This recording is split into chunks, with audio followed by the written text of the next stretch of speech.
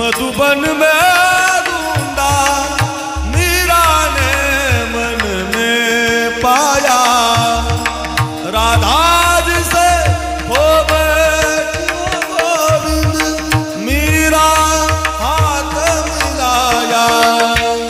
एक मुरली एक पायल एक पगली एक घायल, अंतर क्या दोनों की वृत्ति में बोलो, एक हारन वाली एक जीतन वाली, एक प्रेम दीवानी एक दरस दीवानी, एक प्रेम दीवानी दरस।